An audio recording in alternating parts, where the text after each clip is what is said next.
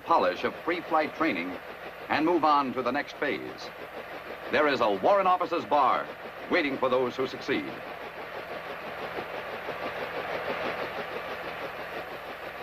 This is an H-13.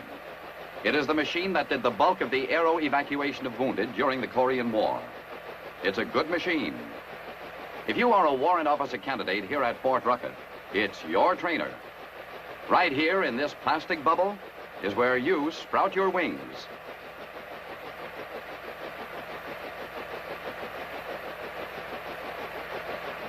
The first time you go up, you can't really be expected to grasp all that the instructor pilot by your side is telling you.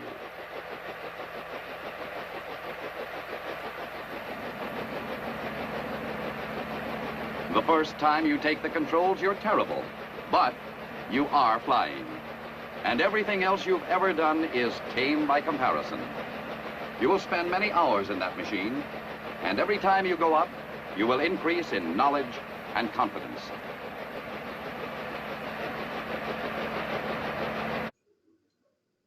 Hey folks, Automatic here for Automatic Games. Thanks for joining me for this quick tutorial regarding Heliborne, a game that was ported over from PC to Xbox. It released today. It retails at $30. Is it worth the price of admission? Well, honestly, I'm a little too ignorant of it at this point. I do know that it's not a AAA game. Therefore, the graphics, while they're not horrible, they're not necessarily modern. It kind of does seem like last generation, but then again, it's a port of a game from several years ago. There is no tutorial, no flight tutorial in this game. And so I was a little lost when I first fired it up. I subsequently turned to YouTube to find a tutorial video if I could, but everything was PC, and the only one that I could find that related to Xbox was somebody that couldn't get their helicopter off the landing pad, and they were generally just complaining that the game was unplayable. That might seem like it's open to being chastised, but truthfully, the guy's got a legitimate grievance because the controls in this game very, very counterintuitive. That said, we're going to take this Bell or Sue, this iconic mash chopper, if you will. We're going to take it for a test run, and I'll briefly go over some of the controls. Let's see, that'll be test flight. Alright, so here I am on the landing pad, on the helipad. And on the left, you can kind of see the control scheme. It does say that left trigger and right trigger controls climbing or descending, but you really got to hold the left trigger down. I'm going to tap it, and it's not doing anything. I'm even going to hold the left trigger down for a second. It's not doing anything. You really got to depress the button for a few seconds, and then you'll be airborne. Oh. Now, I went backwards because my pitch, I wasn't level on the artificial horizon. You can see that with the UI, and that's pretty important for stability. So now that we've got that out of the way, left trigger climbs. And the flight ceiling, I don't know what it is, but I know I went up to 750 feet. In terms of footage or miles, it defaults with meters or kilometers, but you can change that in the settings.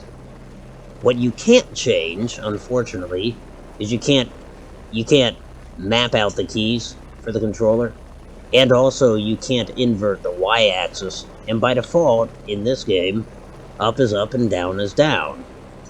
And that's the that's the opposite of what it usually is.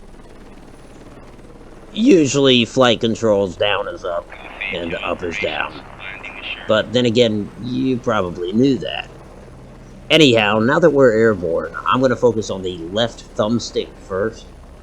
And by pressing forward on it, we're going to accelerate. You can see that on the UI, on the left meter, going up there.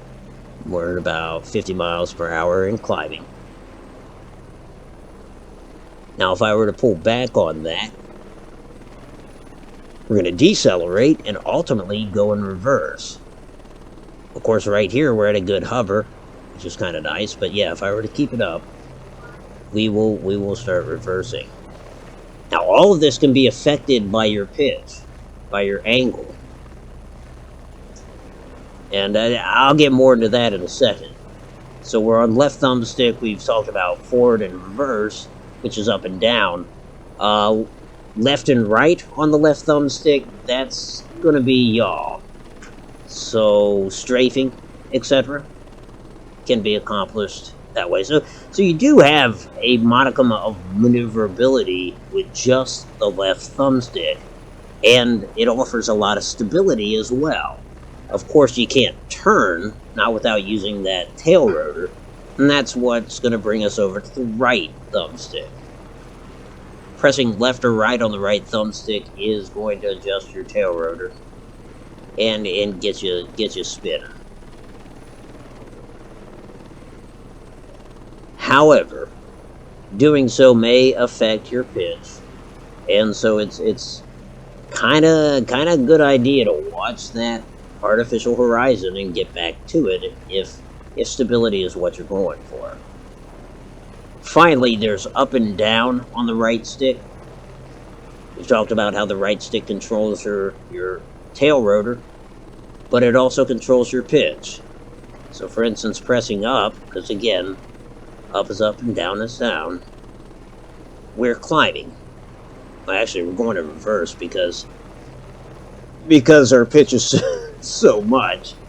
And down makes you pitch down, but of course we don't want to crash. So we'll level it out. We'll get back on that artificial horizon and go. And that's pretty much it in terms of the basic controls. One thing I'll say about the pitch, or for that matter, anywhere you're looking camera-wise, that's which way your chopper is going to orient itself. And that is true even in cockpit view. There is no free look that I'm aware of. It's just, if I'm looking down here, that's which way the chopper is facing. Now, of course, the M60s on this particular bird, they're fixed on the front, so if you are aiming at ground targets, you're going to be diving in the process, so you have to be sure to pull up out of that. The map is on the bottom right-hand corner, and all of the maps seem rather large. In this particular map, we are prohibited from using ordnance except in the little highlighted area that I am just about to re-enter. Prior to doing so, I do want to talk a little bit about collision. To demonstrate, we're going to hit the right trigger and lower our elevation a bit. And then you'll see, in terms of foliage, you can fly right through it. This will be a good example with these tall trees there. Yeah. And that may be disappointed to some. I don't know what to make of it.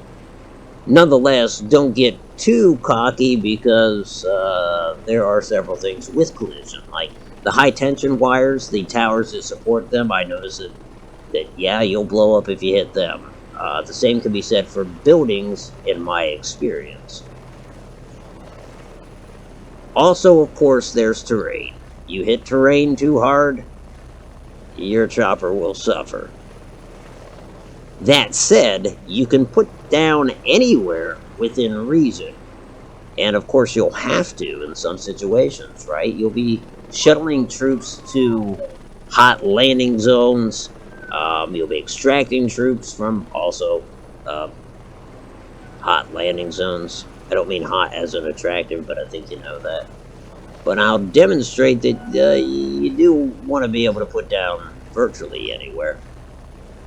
And so we'll do that. And again, that's just going to be right trigger. I'm not doing it too forcefully. And now you've got free range of motion with your camera, but you want to be sure and try to get that back where it belongs when you take off. Otherwise, like for instance, if I look directly down at the ground, as soon as I take off, the nose is going to want to point that direction. So yeah, in fact, we're not going to follow through with that. We're just... And again, this is where your artificial horizon can come in handy. You know, that'll solve you a lot of problems. Now, up ahead, we've got some targets. And we're going to switch to this camera view. Cockpit mode. And we'll open up with our M60s on this, I don't know, transport truck, supply truck, what have you. And we'll skip the tank in the middle. This first vehicle looks like an armored car. So will the M60s have an effect on it? I think they are having an effect. That said, we're going to switch to rockets, because we do that with the D-pad, pressing left or right. That's a tough armored car. Okay, I guess it's not that tough, is it? And there you go, folks. Those are pretty much the basics. Really, what I wanted to do is make sure there's nobody else stuck out there that can't get off the landing pad. Moreover, I kind of wanted to touch on the less than intuitive controls. Then again, that said, this is a port. I think I will enjoy this game. I wouldn't necessarily, you know, get on my stump and encourage people to get out there and buy it. The patient gamer would be better off to wait, maybe for a sale or something of that nature.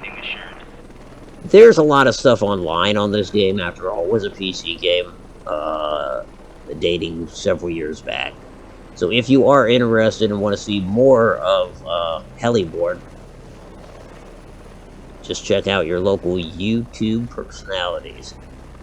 Speaking of which, this is Automatic, your current YouTube personality. If you like this, and if you are subscribed, I hope to talk to you again real soon. Happy hunting out there. Goodbye.